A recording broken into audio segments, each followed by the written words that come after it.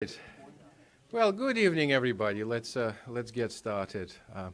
My name is Paul Gavriluk. I teach in Theology department, and I'm also behind a tradition that our department started in 2012, and this is these lectures entitled The New Frontiers in Theological Research.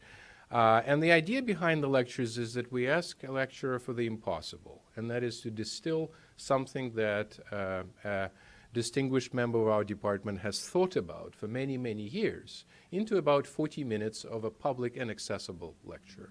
And believe me, it truly becomes both a labor of love and also something one has to sweat over, as it were. So it's something we certainly don't take for granted. As I was thinking about the historical events that happened on October the 1st, I could think of only one thing, and that is today's lecture, actually, and nothing more. So on this note of understatement, let me introduce our today's speaker. Professor Schlabach is professor of theology and also was chair of Justice and Peace Studies for 6 years. It's a position that requires a lot of long suffering, as many of us present here would appreciate. His lecture this evening, he says, will offer a glimpse into a book that he has been working on for a number of years that he expects to finish this fall. To be published by Liturgical Press, which is a wonderful press operating here in Minnesota in a rival institution at Collegeville. Its tentative title of the book is A Pilgrim People Becoming a Catholic Peace Church.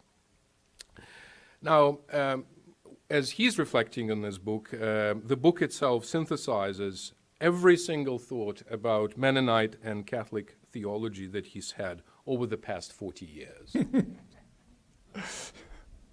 That's a joke.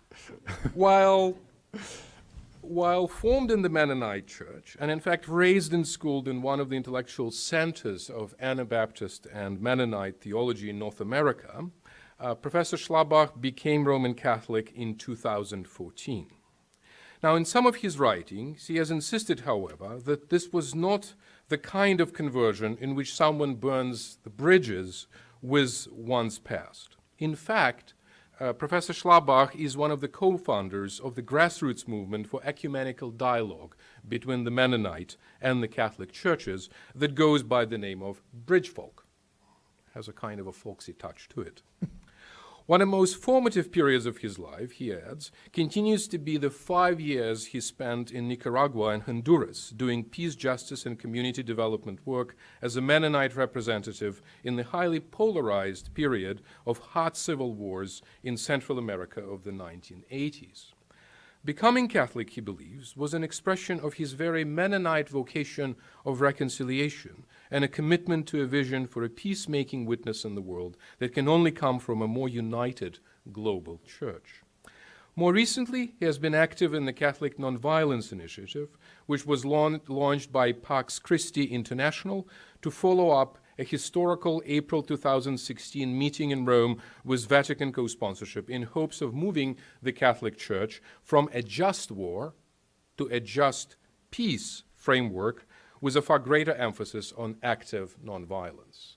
And it's precisely the framework of just peace that will become the subject matter of today's lecture. Having participated in the Rome meeting, he has been a leading consensus builder on a round table, and one of 5, charged with articulating for the Vatican what a just peace moral framework for the Church might look like. Professor Schlabach has authored, edited, or translated 11 books and published numerous journals and magazine articles. Now, rather than listing some of them here, he suggests a better way to convey the character of his career as both peace builder and a scholar is to name one anecdote.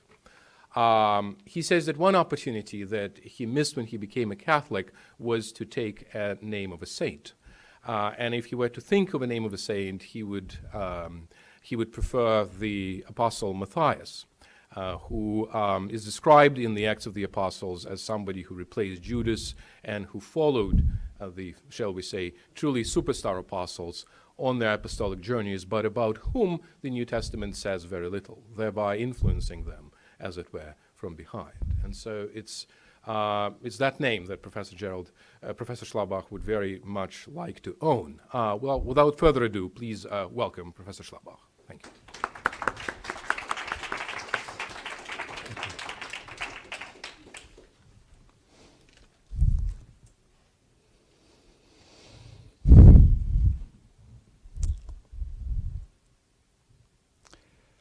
Matters of war and peace always take human beings back to basics, or should. What are our deepest values? What, if anything, is worth killing or dying for? What, if anything, must we protect at all costs? But what if those costs include the moral injury that comes when we override our ordinary ethics, everyday norms, and usual claims of conscience? How do we not only protect our lives, but our integrity? And who are we really? This, I believe, is why action for peace needs more than simply savvy political tactics and knockdown arguments for or against the latest war. Deep questions of identity are always at play, sometimes hidden, yet always decisive. And this, for Christians, is why peace activism, even when armed with that force more powerful, as it's been called, of Gandhian nonviolence, rather than lethal armaments, needs peace theology. Indeed, this is why peace theology needs peace ecclesiology. Ecclesiology refers to the study of the church, its practices, leadership patterns, or polity, but more fundamentally, its role in God's saving work, its purpose, vocation, and posture in the world. Now, at a time when identity politics is contentious from all sides, we must nonetheless take the risk of recognizing that ecclesiology is in a way all about identity. But thanks to an elegant paradox, we need not shy away from this recognition either. The elegant paradox is this. Already at the launch of salvation history, God gave to Abraham and Sarah an endlessly creative identity. It is one that they and their children could only protect by putting at risk. They were being blessed in order to become a blessing to all families of the earth. But what a strange identity ensues. For whenever God's people seek to protect their identity and keep it to themselves through a defensive, fearful siege mentality, they have already lost it. Jesus Christ, the Lord, whose throne is a cross, confirms and seals that paradox, the paradox of such an identity forever. In his kingdom, those who want to save their life will lose it, and those who lose their life for his sake will find it. That conviction can be a starting point to argue for a thoroughgoing Christian pacifism that refuses to participate in violence of any kind. But the task I am taking up this evening is not to try to resolve the long-standing debate between pacifist and just war Christians. My working assumption is that if we are to find any leverage for prying our way out of that long impasse, we need another starting point. One may locate that starting point by triangulating from a couple of angles. One angle, all who affirm what may be the earliest Christian confession of faith by proclaiming that Jesus is Lord must expect that the claims of peer group, tribe, nation state, or empire will sometimes run counter to their primary loyalty to Jesus, as they join with others who follow him together in the pilgrim people called church. A second angle, those of us who have Catholic in our name implicitly accept an additional challenge. And I'm not saying that this is only for Catholics, but I'm focusing on that because, like I say, Catholic implies certain things. It means to show, the challenge is to be a people made of many peoples with a transnational identity. Such a people is to be a tribe, quote unquote, that refuses to be tribalistic, with a universal vision that manages to avoid imperialism. Triangulating to be a Catholic peace church and not just random peace activists, just war and pacifist Christians alike must be clear about their primary loyalty and core identity. So back, I suggest, to basics. Though the Second Vatican Council concluded more than a century ago, Catholics around the world continue in many ways to live out the Vatican II moment. Sometimes this is tragic, as debates over the Council get weaponized in our culture wars. Yet in the case of actual war and peace, ongoing debate was exactly what the Council welcomed. In the long arc of church history, high-level pronouncements by popes and church councils usually serve to close debate, hopefully by summarizing the consensus of the faithful. But when the council spoke to war and peacemaking, the council did something quite rare. It invited rather than concluded debate. Surveying the savagery of modern war and the danger of total warfare, it noted, all these factors force us to undertake a completely fresh reappraisal of war.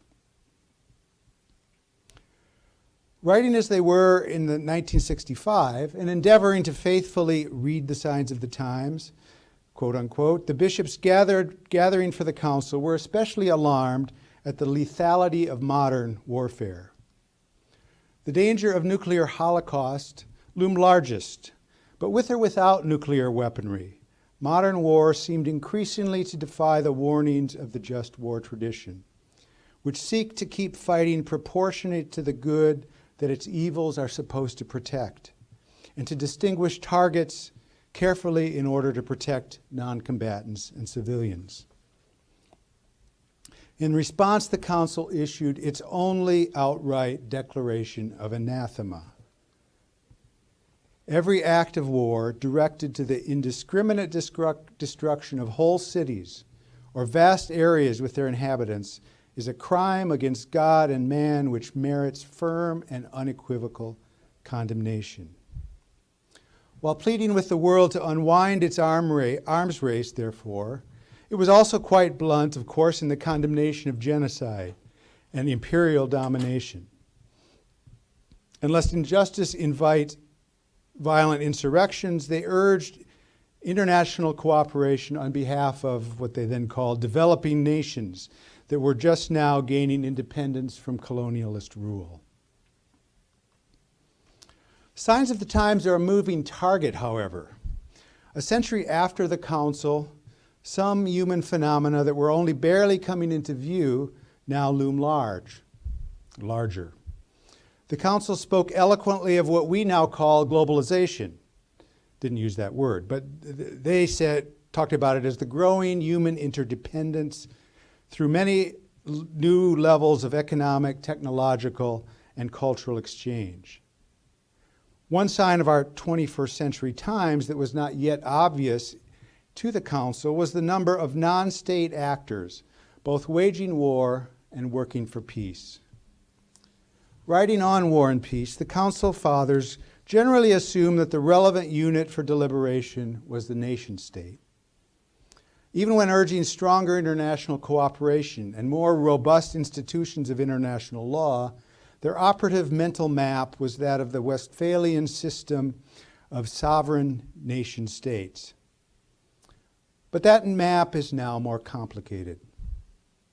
Most famously, nation-states themselves are increasingly preoccupied with asymmetrical warfare conducted by non-state actors amid an alleged clash of civilizations that transcends borders.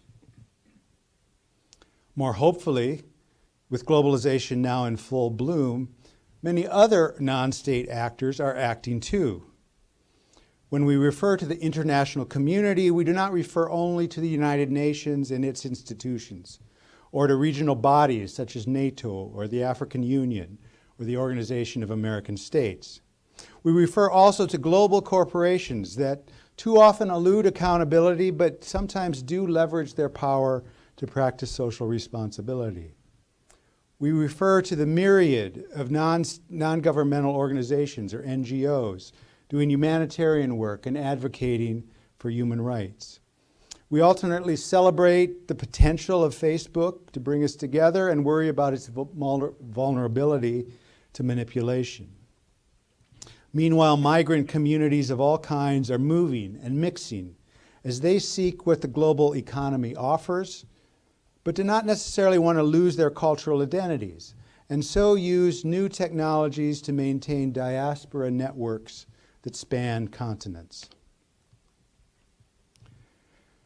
What Gaudium et Spes says in an earlier chapter on the proper development of culture has thus proven at least as relevant to our topic as the pages that directly address war and peace. A series of prescient questions there ask things like this. There's a list of 8 or 9. I chose the one that was most direct. What is to be done to prevent increased exchange between cultures, which ought to lead to genuine and fruitful dialogue between groups and nations, from disturbing the life of communities, overthrowing traditional wisdom, and endangering the character proper to each people? In other words, how to promote a universal culture of mutual regard without homogenizing vulnerable cultures around the world or inviting blowback from those who feel their identities threatened. The challenges of globalization that the bishops saw coming are as much at play in 20th century war and peace building as is the competitive jostling of sovereign nation states. Now, to be sure, borders certainly have not disappeared, nor lost their power to regulate bodies and divide families.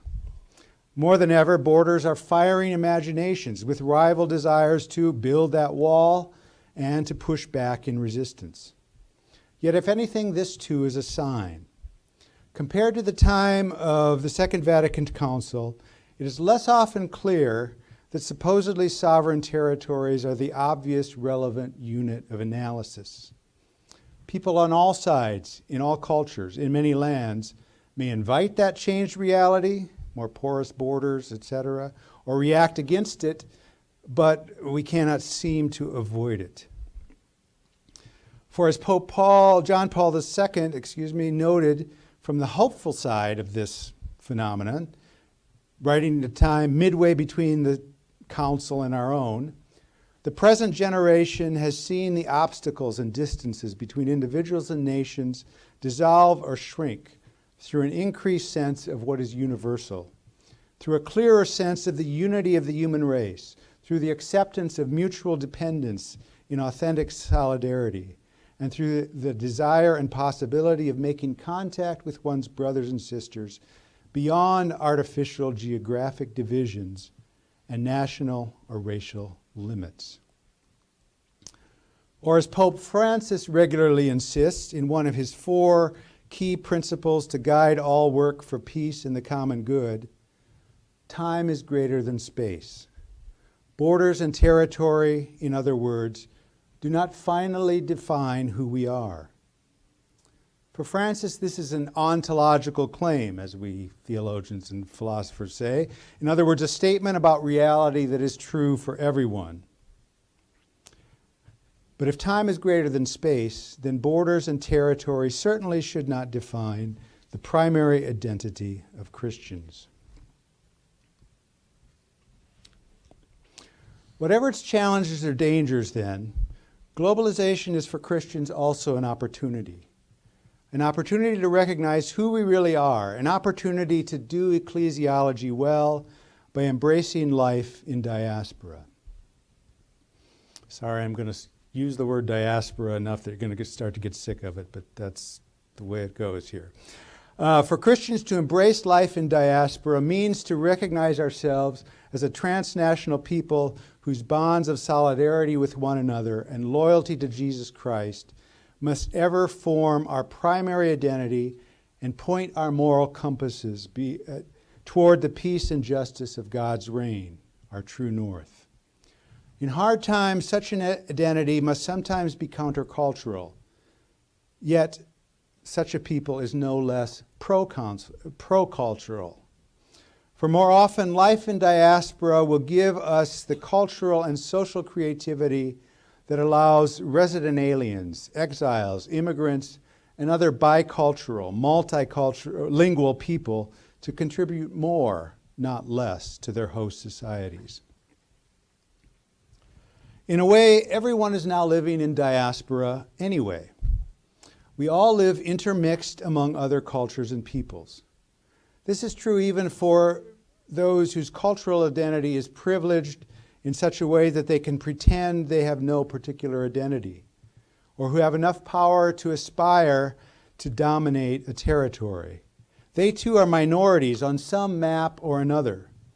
If not that of a nation state, then the map of a regional or global economy, or a watershed, or some ecosystem.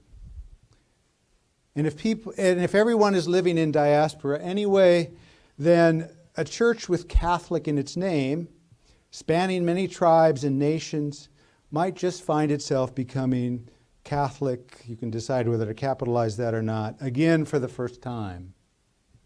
Like T.S. Eliot's explorers who arrive where they started and know the place for the first time, Catholics as well as other Christians have a new opportunity to become what we were always supposed to be, and often, sometimes despite ourselves, have actually been. Already in the late 1950s, leading Catholic theologian at the time, Karl Rahner, saw diaspora coming. Later, looking back at Vatican II, 15 years later, almost 20 years later, he argued that the Church's move into diaspora was the fundamental meaning of the Council.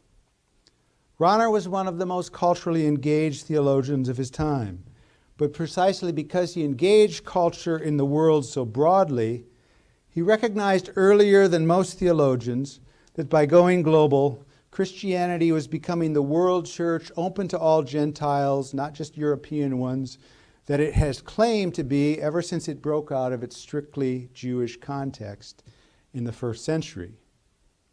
It could no longer pretend to express itself fully through any one culture, after all, much less control a given social order. Rather, the present situation of Christians could be characterized as that of a diaspora, I was quoting there, and that descriptive fact presented both obligations and openings. Rahner knew that the reality of life in diaspora would not find easy acceptance among some Christians. Nonetheless, quote, much depends on our fully and freely recognizing this fact and courageously accepting its consequences. For in fact, diaspora presented the church above all with opportunity for evangelization, mission, and truly Christian work for the common good.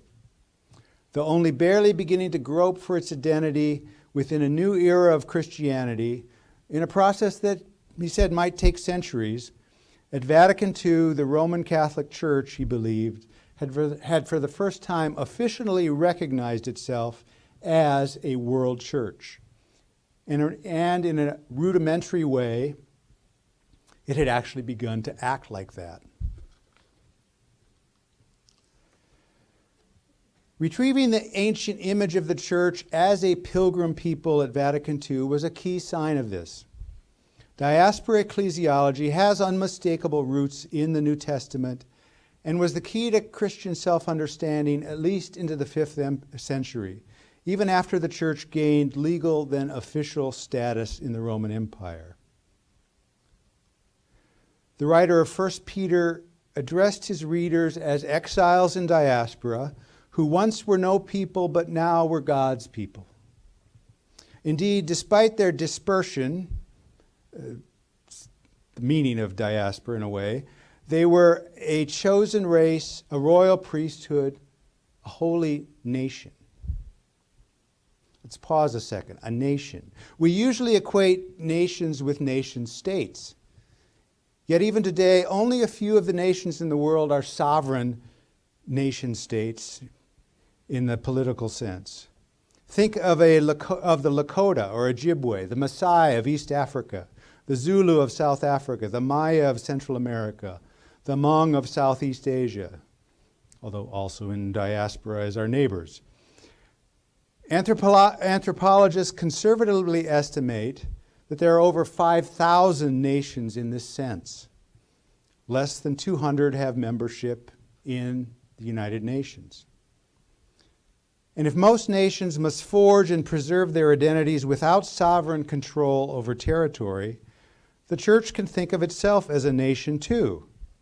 To be sure, a multicultural, transnational, multi-ethnic nation, and one inevitably living in diaspora, spread around the world, spread across borders.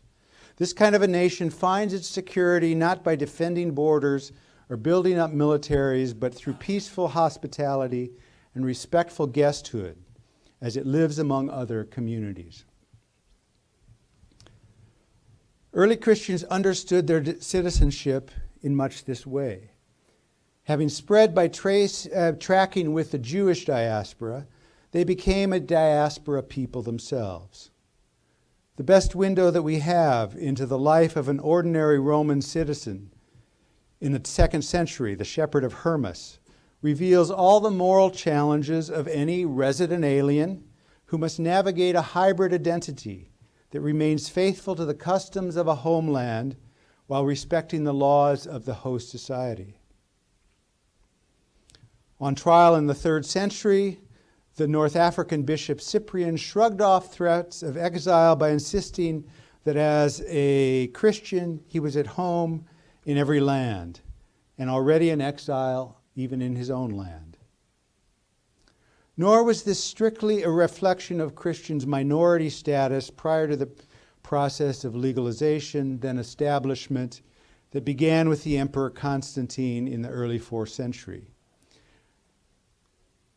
At the climax of Augustine's long march through history and beyond in City of God, his final word about how citizens of the heavenly city should live within the earthly city, while their pilgrimage continued, was to return to this very model. Writing 100 years into the Constantinian era, Augustine continued to insist that Christians should identify with the Hebrews in Babylonian exile, to whom the prophet Jeremiah once wrote, counseling them to seek the shalom, the peace, the welfare, the common good of the city in which they now found themselves, but to do so precisely as those who knew a higher loyalty. Diaspora usually implies a homeland, though not always, and a dream, however fleeting, of return. So what really is a Christian's true country or nation or homeland? When the Second Vatican Council retrieved the ancient image of the church as a pilgrim church, a pilgrim people, that image came along with an answer. For when they explained it, they said, the church will continue on its earthly pilgrimage toward the heavenly city until there be realized new heavens and a new earth in which justice dwells. This is not simply an otherworldly answer. Our home is in heaven. The earth too is being renewed, and there are immediate, concrete, and practical implications already now. Recent popes have been grounding their moral instruction on behalf of immigrants, for example, in the prior theological conviction that all Christians in this pilgrim church already are effectively in diaspora, drawn from many cultures, mixed among many peoples, and called to live out the gospel in diversely enculturated ways, yet free from captivity to any one tribe or nationalistic claim. As Pope John Paul II said in his 1999 message for the World Day of Migrants and Refugees, by her nature, the Church is in solidarity with the world of migrants who, with their variety of languages, races, cultures, and customs, remind her of her own condition as a people on pilgrimage from every part of the earth to their final homeland. This vision helps Christians to reject all nationalistic thinking and to avoid narrow ideological categories. Likewise, Francis has tied his response to the particular challenge, quote unquote, of migrants to the fact that he is the pastor of a church without borders. In English, it gets translated frontiers, but if you know Spanish, his native tongue, fronteras, same word as borders. Francis has been quite aware, of course, of the, quote, mistrust and fear of the other, the foreigner, those who are different, that have been prompting a backlash against refugees in places like Europe. He has expressed a sad realism that Catholics are hardly, quote, exempt from these defensive and negative reactions, supposedly justified by a vague moral obligation to preserve an established religious and cultural identity. There the word identity is more negative, but hold that thought. Apparently the response to identity politics for Christians, as I read this, should not be to suppress it, but rather to complicate it with a deeper identity that we paradoxically confirm and strengthen by opening out to other identities. For as Francis continued in this paragraph, the church has spread to all continents thanks to the migration, those are his scare quotes, of missionaries convinced of the universality of the saving message of Jesus meant for men and women of every culture. Dispersal, migration, translation of the gospel into other cultures, seeking the shalom of their cities, lands, and families. To say this is to name a Christian diaspora.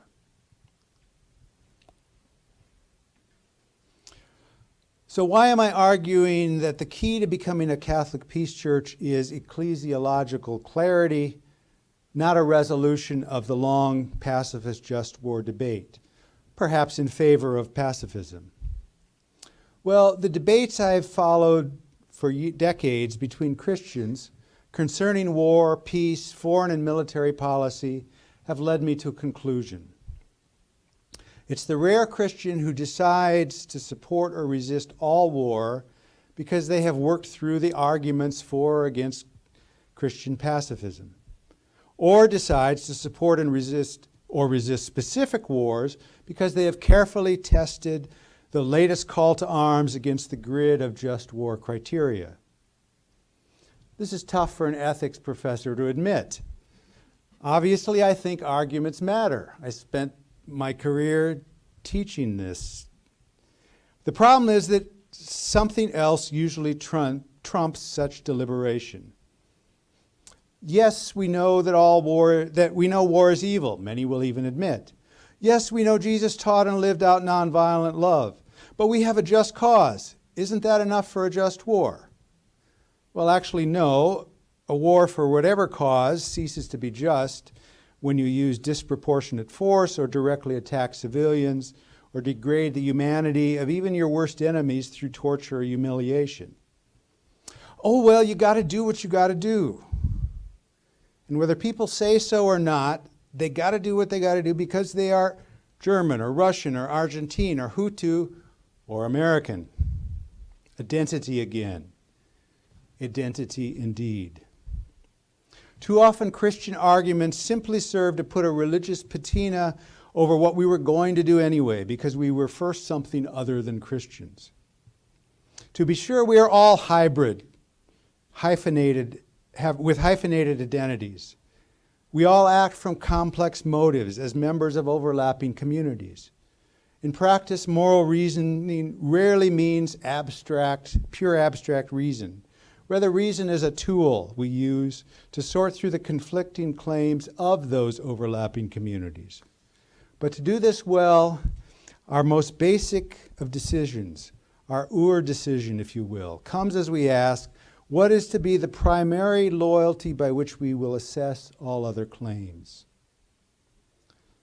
Following the pattern that traces back to God's calling of Abraham, the deep grammar of Christianity keeps offering a different way to tell the story of who we are to be in the world. If we listen, Christians may even offer the world a way to navigate the vexing tension between particularity and universality. This may sound abstract, but it is anything but, for it often turns to violence, the tension. Let me explain. War and violent conflict have many causes, of course, but in a globalizing world, one thread, or maybe one barbed wire, runs through all of them. We human beings find it very hard to defend our tribes without, even when we have just cause, I suppose, without becoming tribalistic, by limiting our moral concern to our own kind, or even by denying the full humanity of our enemies. But then, when we try to counter the violence of narrow and obvious tribalism by making broad appeals to cosmopolitan values, and by promoting a universal culture with international institutions to structure it, we end up creating empires. Augustine once noted famously that a kingdom may hardly be different than a band of pirates except in scope. Likewise, just because an empire is big does not make it any less tribalistic, any less ready to turn on other people who are outsiders, to dehumanize them, and so on. Empire thus invites backlashes of all kind. I refer not just to the frank tribalism of ethnic warfare then, or to liberation struggles in the name of self-determination. I refer, yes, to violent jihad, but also to the so-called populism that has surged in Europe and the United States. However distasteful may be the ideologies animating some of these movements, they are not devoid of some legitimate rationales. The white man's burden to bring civilization to the unfortunate, after all, brought colonial rule. While promoting universal human rights, liberal democracy also brings what political scientist Benjamin Barber has called McWorld, the banal, homogenizing global culture of consumer capitalism. What feels like generous cosmopolitanism to its advocates and beneficiaries ends up feeling like a steamroller, destroying all that is dear to others, often while exploiting their resources for gain. My point is not to give up on universal values, but that the cosmopolitan project will bite back at us unless we simultaneously uphold the dignity and value of particular identities. But how to do two apparently opposite things at once? It's hard enough to hold together a paradox in our minds, much less live it out. One of the little-noticed contributions of John Paul II was his sophisticated diagnosis on the world stage of the creative and necessary tension between particularity and universalism.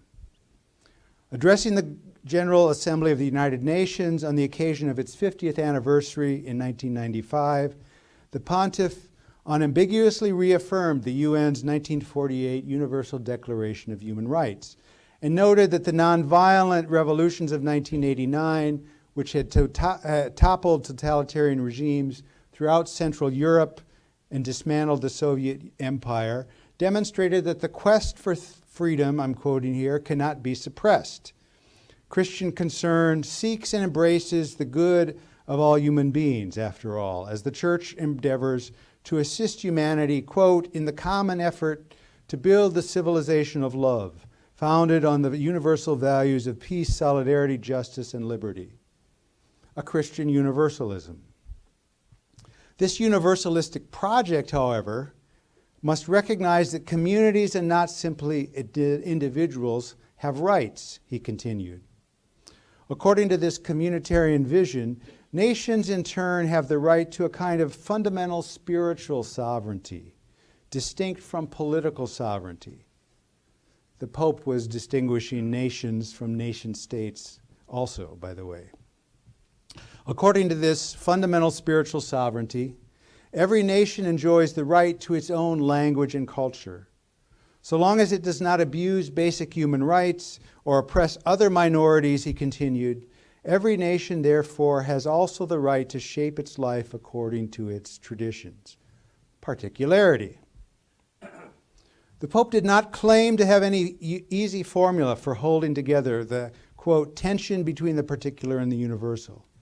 What he did insist is that any adequate anthropology or understanding of the human condition must hold the two poles of universality and particularity in a vital and inevitable tension, and that any social ethic or global politics must embrace this tension as a fruitful one if we are to live it out in a calm and balanced way. to paraphrase, if we're to live in peace, and if globalization is not to mean homogenization. Exactly how the claims of individuals, nations, and nation-states are to be synchronized may be difficult and require serious study, he continued. But what should be clear from this anthropological foundation is that upon it rests, quote, the right of nations, which are nothing but human rights fostered at the specific level of community life.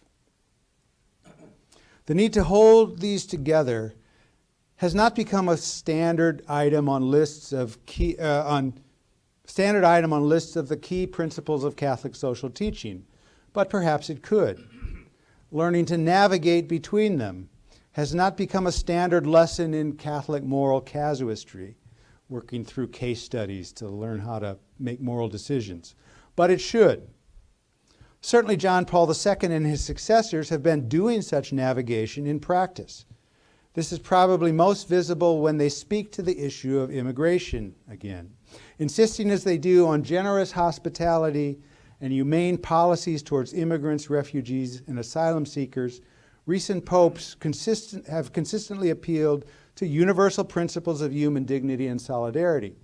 But when they get down into the weeds about how to follow through on these principles, respect for the particular cultures of migrants is often key.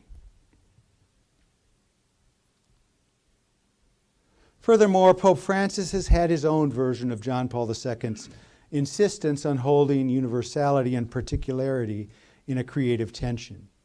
A second of the four principles that he regularly cites as key to peacemaking and work for the common good is that the whole is greater than the part.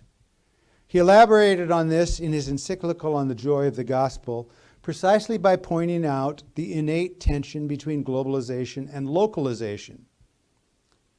As the gospel seeks a, quote, universal order in which the common good of all peoples converges, it simultaneously embraces the genius of each people, quote unquote. His vision of human equality, therefore, was not that of a geometric sphere, rounded off, with all the differences rounded off and erased, but that of a polyhedron. In this vision of a social polyhedron, it is cultural identities that become equidistant, inasmuch as pastoral and political activity, his phrase, together enhance the distinctiveness of each part, especially by giving, quote, a place for the poor and their culture, their aspirations, and their potential. I expect that some of you are nervous about all this talk of identity. When I watch the news and see white nationalists marching with torches on the stately campus founded by Thomas Jefferson in Charlottesville, Virginia, I too am tempted to see strong demands to preserve an identity as the very problem. But then I travel to the highlands of Guatemala for a research project among my Mayan Indian friends and celebrate their historic resistance to conquest and repression, while worrying that the forces of globalization might do them in at last. Indeed, the conundrum here often lies close to home. Our own university often seems like a laboratory for living out tensions between particularity and universality. Can we preserve a vibrant Catholic identity while practicing hospitality and a widening inclusivity towards others? Clearly, John Paul II was right to call the polarity between particularity and universality an inevitable tension in the human condition. But how can we ensure that it is indeed a singularly fruitful one? The answer is to complicate, not suppress, identity politics. The Enlightenment dream of a universal culture based on reason alone, freed from irrational loyalties to particular traditions, will backfire and invite backlash unless it does something richer and more complex. The Enlightenment project is itself a tradition, after all, and will only avoid being blindsided if it expects, invites, and celebrates particular contributions to the peace and mutual respect, as these are inspired and guided by particular traditions. Christians themselves will do this best by drilling down into what it means to be a pilgrim people that embraces life in diaspora, solidarity across borders. This is what sets Christians up to be peace builders, and Catholics to be a truly Catholic peace church. To imagine and flesh this out is not mere idealism. Why? Number one, there's reason to believe that God's project all along has been to form a people blessed with that paradoxical Abrahamic identity, which they only preserve by putting at risk as they seek to bless all the families of the earth. And number two, because it's effective. Let me turn briefly, as I start to wrap up here, from theology to political science in order to show why. One of the biggest stories of the 21st century is this. Despite the assumption that religion would recede into strictly private spaces, if not die out entirely in modernity, it is resurgent both in domestic and global politics. For many, this is a fearful thing, especially because the attacks of September 11, 2001 are what jolted them into noting the resurgence of religion on the international stage. Already before 9/11, but with new urgency afterward, a team of scholars, Toft, Philpott, and Shaw, launched a project to, quote, show not only that religion matters, but also to show how it matters. Using the tools of political science, they moved beyond simplistic arguments about whether religion is a positive or negative force in global politics. Instead, they did a more finely grained analysis of the factors that led some religiously inspired actors not only to fight civil wars or engage in terrorism in the name of religion, but led others to promote democratization and peace building. What they found after examining the political processes in countries around the world and the role of actors from various religions was that two variables were key. The political theology or set of ideas that a religious community holds about political authority and justice, and the mutual independence of religious authority and public authority. Religion was most likely to inspire violence when used to justify the tight integration of religious and political authorities, or create some new integrationist order. In contrast, in country after country where religious actors were effective either as contributors or key players in processes of democratization or in transitioning from war to just peace, they had both a clear political theology envisioning participatory democracy or social reconciliation to guide them, or they had a sense of independence resulting from rootedness to their religious traditions. In other words, they had a clear sense of their own identity and higher loyalty without being sectarian. For that very identity was one that required social and political engagement in a way that took them beyond captivity to narrow interests, either tribalistic or nationalistic. This is what a diaspora ecclesiology gives us. In a globalizing world, as I suggested earlier, everyone lives in diaspora anyway, dispersed among other peoples across borders, continents, and oceans. But the people who gave us the word diaspora and for centuries have constituted the classic capital D diaspora are the Jewish people, to whom Christians owe the greatest debt. One of the lesson books for living in diaspora is the book of Daniel in the Hebrew Scriptures. Whatever its legendary qualities, replete with miraculous survival from fiery furnace and lion's den, those very stories were designed to teach new generations how they too should seek the peace of the city, as Jeremiah insisted, while refusing to bow down to idolatry. The lessons of Shadrach, Meshach, and Abednego, as well as Daniel himself, aim to teach them how to live, yes, as exiles, but also as civil servants who might sometimes rise to prominence and influence, but without forgetting who they were. They were to seek the shalom, the well-being, the common good, the peace of the very civic order that had taken them captive, but was not to capture their ultimate loyalty.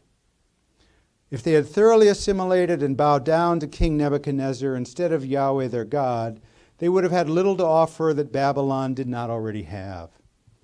They could offer a service to the Babylonian common good that was all the wiser and more creative because they retained a distinct identity formed by loyalty to the God of Israel and faithfulness to God's law, the Torah.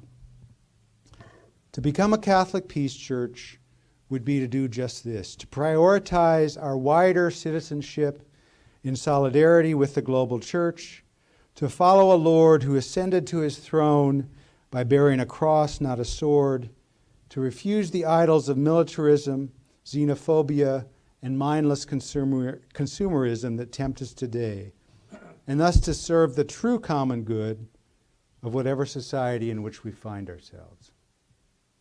Thank you.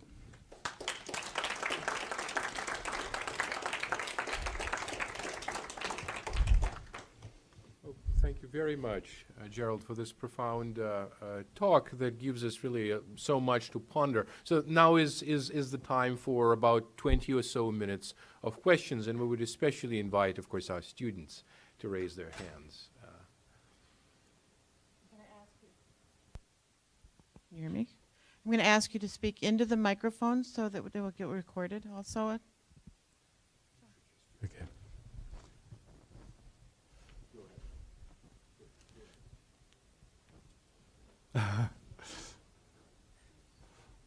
Give students a chance now, guys. Okay.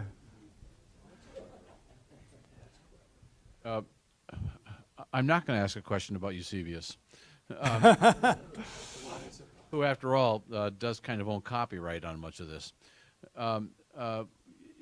The Catholic Church that you described is an anomaly among the world's religions, with the possible exception of Tibetan Buddhism, and also being a state. How does that affect? In also being a state? A state. Yes, it is. It's a state. It has sovereignty. And that's why it's at the UN. Does this change? Does this change the state of things? Does it enhance the argument you want to make? I'm not sure. I can see real benefits to it. I was kind of surprised by its omission in the presentation that you made. Yeah. Well, I mean, some of that's the reality that Rahner is seeing the church having to move away from already in the mid-50s. The church doesn't have sovereign control. Okay, how many square miles of the Vatican? 1 square mile is, can be the exception that proves the rule by now, sure.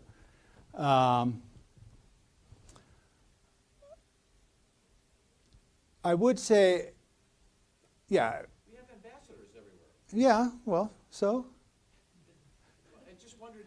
Well, but notice that what I'm doing, I'm trying to be careful. Of course, I'm talking both to, I'm trying to avoid the accusation that because I'm, Mennonite, I'm just bringing this sectarian vision into the Catholic Church. Notice carefully, by holding up the exiles in Babylon as the kind of archetype, what historic Peace Church people like John Yoder kind of quickly slided over when they appealed to this sort of thing was that Shadrach, Meshach, Abednego, Daniel, they were civil servants. They rose to prominence. So I'm saying, yeah, I'm not ruling out getting involved in politics the way some of the historic peace churches have done. And so, that can lead to, we can't get into talking about the Vatican state without imagining counterfactuals about how Christianity could have grown and spread without what to me are a long detour of, holding a lot more territory in Italy and, the Papal States and so on. But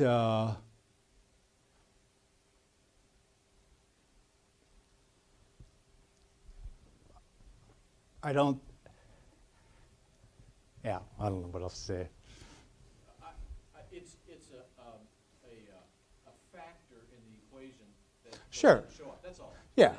And if I pick up your book, I'd be curious to see what role it plays, if any. I can think of all sorts. Anyway, that's enough. Okay. You done? Okay. This is fumbled. Hi. Hello. I want to say one more thing. Yeah. Karl Rahner said this might take 500 years for the Catholic Church to work out what happened at Vatican II, if it's only started to happen in a rudimentary way. I'm not trying to address every peace and justice issue at the moment. I think there are world historical trends that we need to prepare for and that are going to happen anyway. And because of globalization, if we don't burn down the planet first. But Amy. So part of my thinking behind this question is thinking about friends and relatives who are Catholic and in a U.S. context who would resist this framework. I think the longer, more generous historical story is that many come from immigrant backgrounds, and as immigrants, status as Americans and as Catholic Americans has been hard won. That the Irish and Italian forefathers and foremothers, to be able to identify themselves as both Catholic and American was complicated, and then John Courtney Murray enters into the whole fray. And so then part of being Catholic is not just being blessed, but being #blessed. Right? And that being Catholic and American means being able to carry forth certain trappings of militarism and xenophobia and mindless consumerism and being part of the culture of the U.S. And so interacting with questions of identity also means interacting with these complications of privilege being hard won, and now we've arrived and now we need to get rid of it, and that we need to think of ourselves globally. So with Massimo in my back of our heads, how do... Our former colleague, for those who don't know, Massimo Fagioli. Italian, feisty on Twitter is enough said there. But how is it that the notion of privilege and the complications of privilege in the U.S. context enter into thinking about identity? And I have no good answers here, but good Lord, it's hard conversations within. Well, if I were going to be disrespectful of your question, I'd say, what else is new? Right. Immigrant communities around the world, not just American, but including now in the U.S., face this all the time. It's part of the story of the Old Testament. It's in Deuteronomy, 6 or 8? When you enter into the land that I'll give you, then beware. Because you're going to be tempted to forget that, you're God. You're going to be tempted to forget the law. I really think that, we get caught up in the book of Daniel, did these miracles really happen and all of that. And those are the things about the book of Daniel that some of you, maybe like me, grew up kind of enthralled by this when you're in Sunday school at 8 years old. It's got lions and it's got the fiery furnace, so on that. Well, what's the purpose of that book? to teach next generations how to navigate this. I'm saying it's a tension. You can fall off the wagon on either side. I mean, in some earlier writing I did years ago, I said, the path of faithfulness is always between the twin temptations of, I would now say, totally assimilating on one side, or being so exclusive, and going off in your colony, or your Benedict option, or your sectarian. The path of faithfulness is always that tension, and it doesn't always feel comfortable. That's why I keep trying to tell this story, to say that's a good thing if we feel this tension. And of course, some people, again, my Hmong neighbors, the younger generation is facing these how do you keep the old traditions alive in the new place? How do you keep it? But that's the shepherd of Hermas. This is the human story. So that's a long version of what else is new.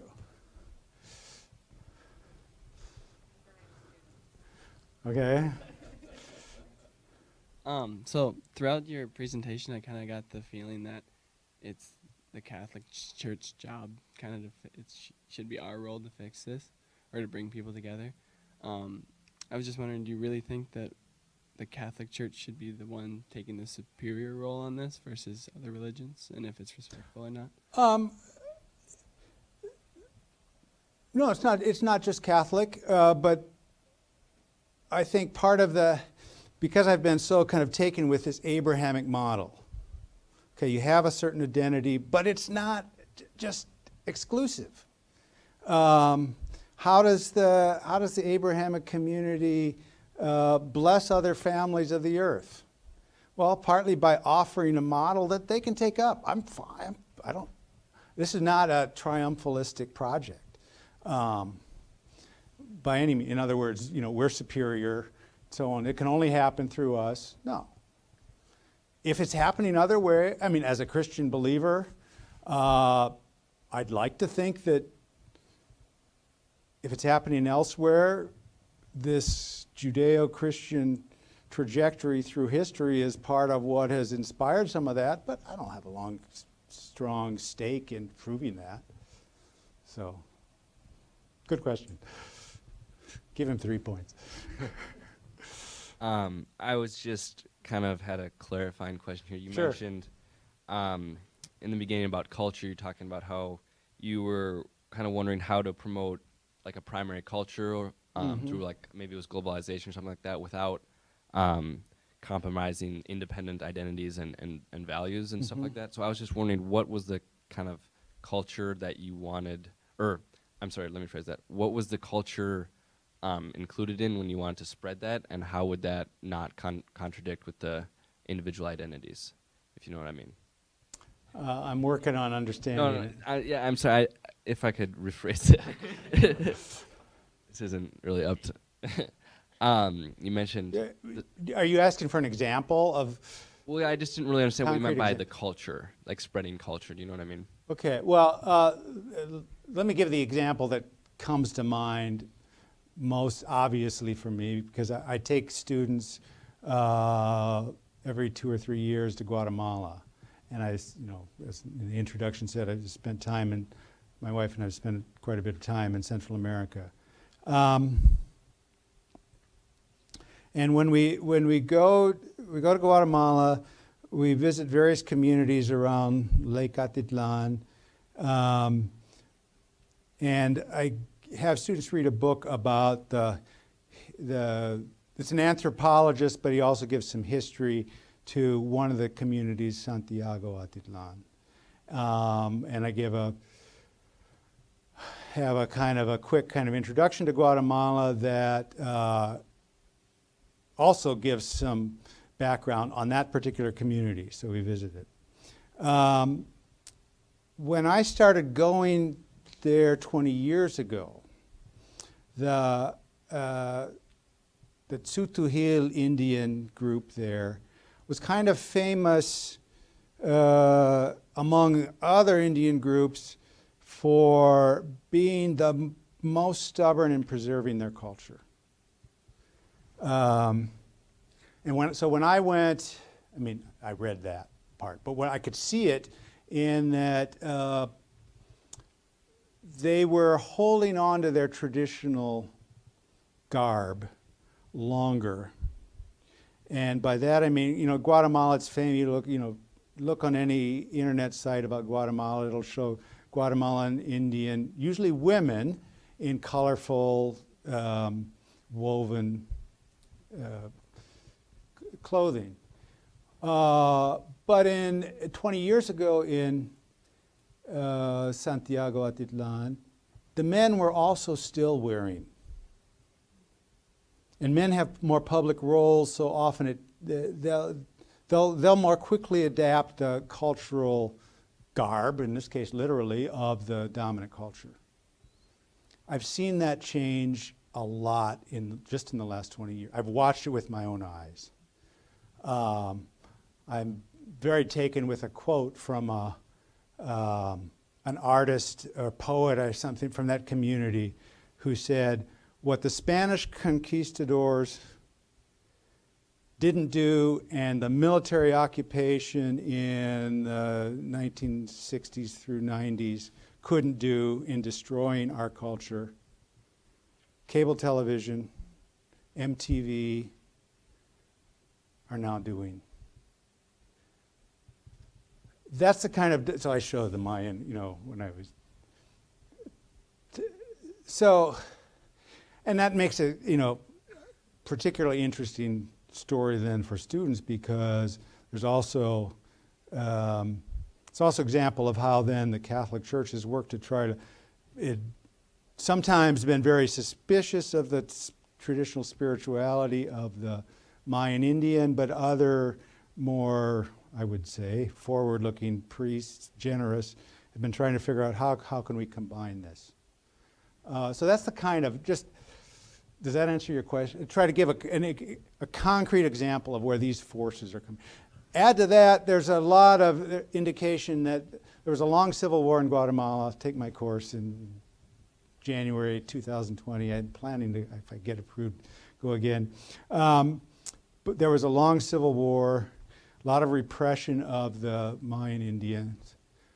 Partly is because they were seen as, they're holding back the modernization of Guatemala.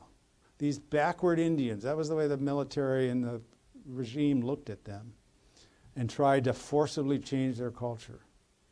So, you know, global capitalism, consumerism, all of those forces, that's what I have in mind. So I think that's what you were getting at. All right. So in your presentation, you referenced John Paul II and Pope Francis quite a bit. What are the main differences between when it's more useful to reference John Paul II versus Pope Francis? And in the scope of this presentation, how did you decide which way to go? On this, there's a pretty clear line of development, not a lot of contrast. On the stuff I'm talking about here, not a lot of contrast. So I kind of just go back and forth just to illustrate. This is not just, well, Francis is the more liberal pope, so he talks this way. No, it's in John Paul II too. Some of that's deliberate to say this isn't the left-right issue. Even this, it's one of the things I like to use as an example, but you know, couldn't do everything in this 45-minute talk. Back at the Second Vatican Council, when they started to shift on how they assess or reappraise modern war. How do I give a 1-minute summary of the Second Vatican? There was a little, their critics call them a kind of cabal of really traditionalist cardinals that were resisting the changes that came with the Second Vatican Council. And the leading one among them was Cardinal Alfonso Ottaviani? Alfredo. He'd been a pastor in Italy in World War II, had seen the devastation of war. He had written against war, even said, war is always to be condemned. He sounds like a pacifist. The longest sustained applause by the other bishops at Vatican II came when he stood up and, much to the surprise of people, made a moving speech in support of pretty much what ended up being, I had just one snippet on the screen, but what became the official statement on war and peace and the condemnation of, at least of modern war, modern indiscriminate war. So just to make the point, this doesn't have to be a left-right issue. It often, because of the kind of dynamics that assume your professor, Dr. Levad, was talking about, American Catholics often kind of assume that if I'm going to be a conservative Catholic, I should be politically conservative, I should be pro whatever the current war is, all of that. On the global scene, historically, it doesn't always line up that way. All right, I just got to test that. So I noticed in the presentation, this is kind of going off that last point too, one of the variables that make religion positive was political theology, like relating theological concepts into politics. Do you think, or have you ever witnessed, I guess, any negative aspects to this relating? Yeah. I mean, they were saying I had to summarize here. They're saying these are the two variables, but as variables, they can go different ways. So the terrorists, or the white supremacists, they've got a political theology too, but it involves, but you've only got one of the variables because they're working for a strong integration of political and religious authority, and that's when it can turn violent. See what I'm saying? You could set up a chart with these variables and play out the different. Maybe I should do this when next time I do this talk, so that it matters what kind of political theology you have, and whether that reinforces an involved but independent relationship between church and state. We would say mosque and state, other places, etc.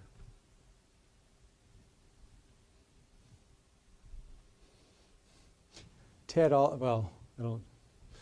had his hand up here, so since you're closer.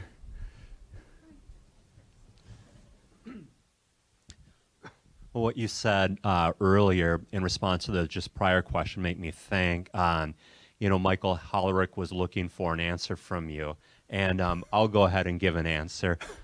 Thank you. This is what colleagues are for.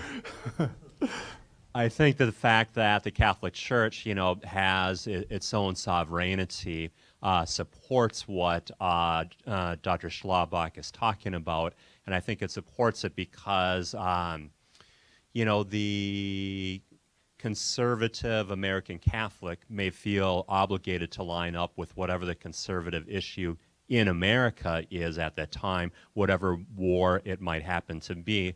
But the leadership of the Catholic Church in Rome, their identity is not American. They don't feel that pressure to line up with whatever the conservative position in American politics might be at the moment.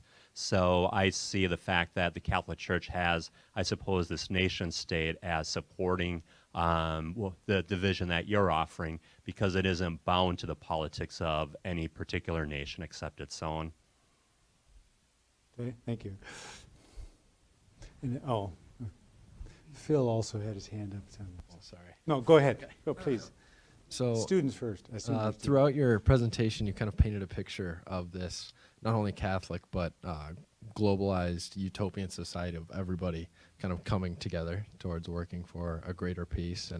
And you went on to talk about mindless consumerism, and I think a good stance, Catholic Church, and I think everybody, when working for Catholic peace and church, would be getting to is obviously working for God's grace in everything you do. And so my main question is, how do you, or we, everybody, globe as a whole, diminish this mindless consumerism? Oh my.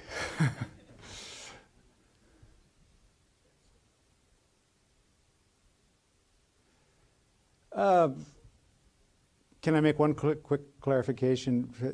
I would like to think I'm not presenting a vision of just this utopian ideal here. I'm careful to define peace. I didn't give the promised explanation of just peace that Paul said I would. Did other things, but when I do define peace, we often get caught up in thinking, well, peace is impossible because we've got this vision of this perfect harmony. Peace in this life, short of the fullness of God's kingdom, is always going to involve conflict.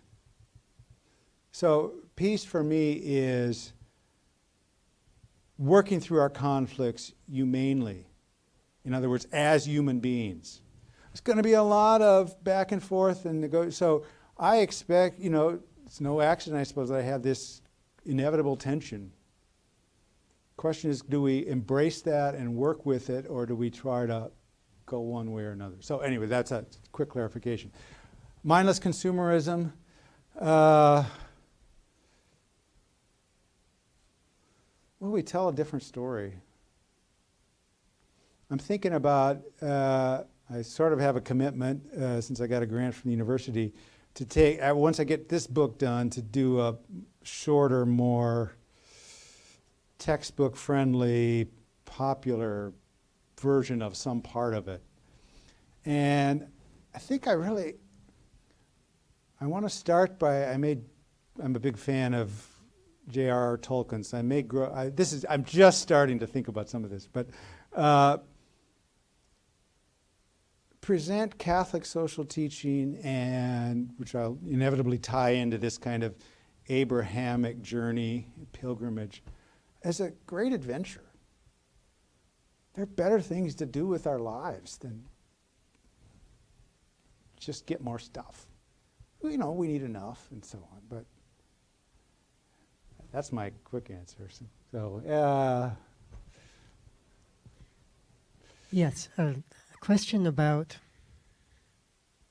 is this not thanks for coming, guys. Isn't this a really good model for middle managers? Daniel, Shadrach, Meshach, and Abednego, they have a theology that works for them as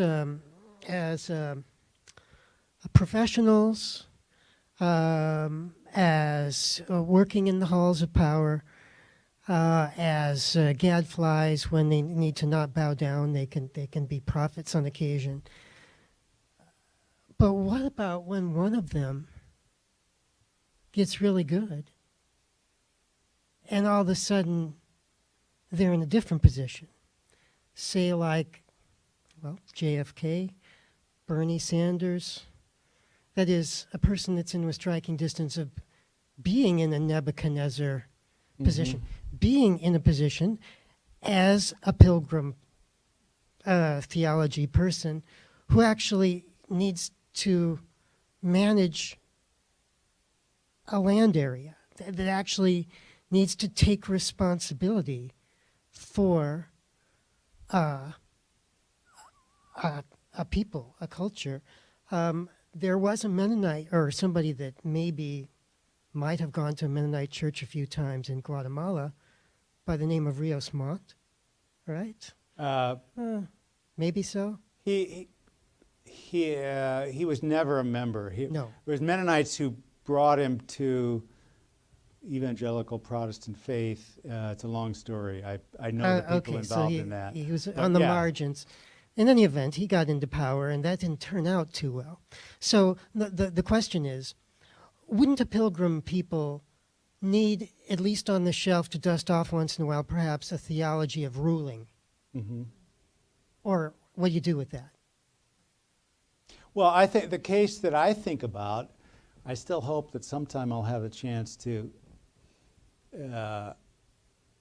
toss back a couple of beers with Dennis McDonough,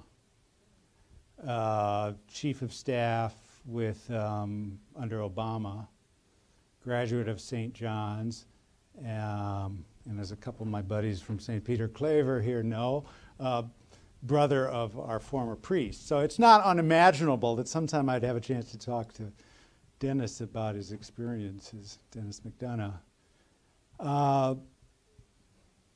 Precisely about this kind of question. How do you do it?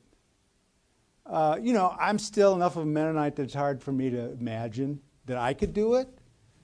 How I've changed since I was a Mennonite theologian is I don't out of hand rule out that what Dennis McDonough did that close to the center of power was illegitimate or so on.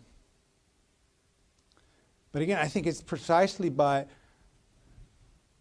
learning to celebrate this tension so that we can say to somebody who gets that close to the center of power, you're only going to be able to do this well as a Christian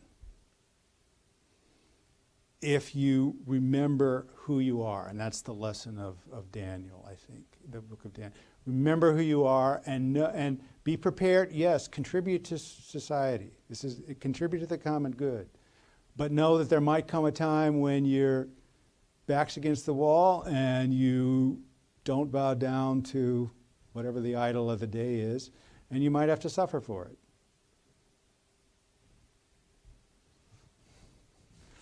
I just want to share one little story, actually from Father Kevin McDonough, who I think shared this, if I'm remembering right, that Dennis said when they were doing drone warfare, or there was going to be a hit on somebody, President Obama would always say, "What is that person's name?" He never let it just be a faceless person or just an enemy.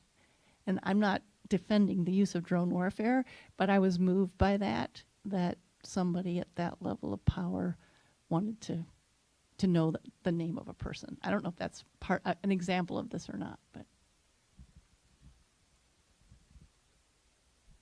Joetta, tell me, just to show how practical and down to earth this can be, tell the story of Cedeno. I just picked my wife up from the airport. This is my wife, Joetta. The classroom thing about,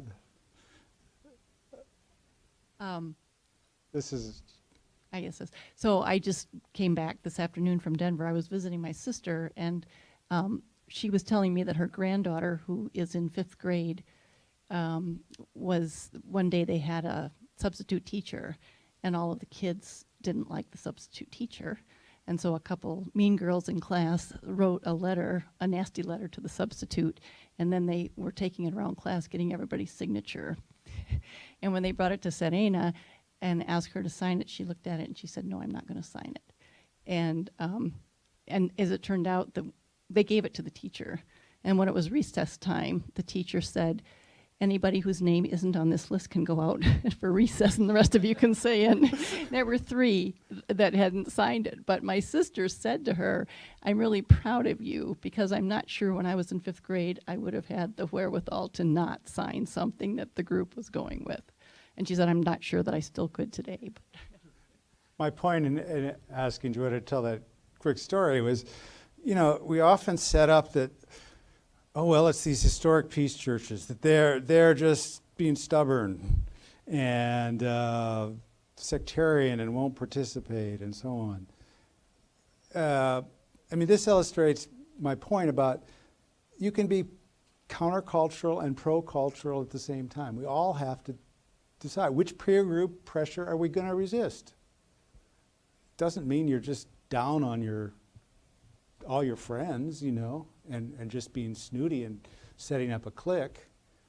You're learning to navigate this constant pressure between how do you contribute to the good of the larger community, but also know when to say no. So, how old is Serena? Or ahora, speaking Spanish. She's about 12 years old. So. This would be a good point on which to finish, I think. And then if you have individual questions, you could actually pick this up. Thank you. Thank you.